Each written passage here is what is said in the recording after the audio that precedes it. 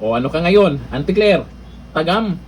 Matapos mong malamang marami nang nagagalit sa'yo, lalo na ang mga teachers, todo paliwanag ka ngayon.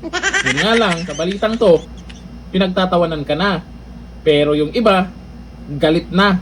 Matapos lumabas sa bunganga mo ang salitang to. Isa sa mga nakikita rin ditong solusyon ay dapat na ang mga kabataan natin ay naggagabayan. Hindi lamang ng kanilang mga magulang po, hindi sa kanila mismong paaralan. Minsan na po natin nakita, mismo ang ibang mga guro ay lumalabag sa ganitong klase ng moralidad. Sila minsan ay nagtuturo sa kanilang mga estudyante kung paano maging walang modo.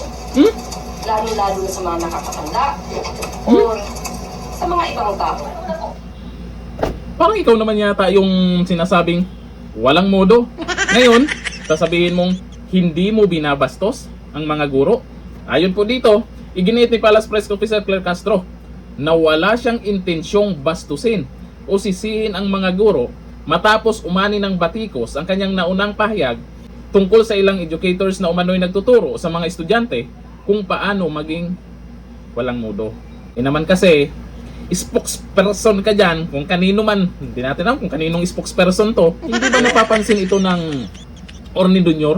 nang dahil kay Auntie Claire, lalo lang siyang o lalo lang mawalan ng tiwala sa kanya bilang Pangulo ang mga tao. Kagaya nito, magre-reflect pa rin kay Jr. itong mga pinagyayaw-yaw ni Auntie Claire. Sa dami ng sa dami ng dumaan ng mga spokesperson, parang ito lang yung mas nakaani ng maraming laugh react. Pinakamaraming laugh react na natanggap. At pinakamaraming palpak.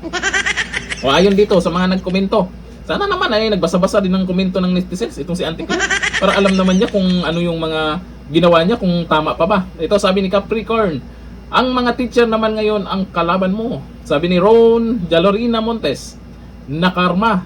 Sabi nga, think twice before you click. Sabi ni Astig Toto, nanay niya pala ang nagturo sa kanya. Bakit naging walang modo siya?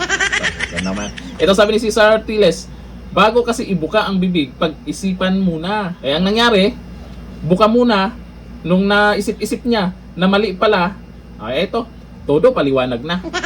Dito lang, thank you. Bye-bye.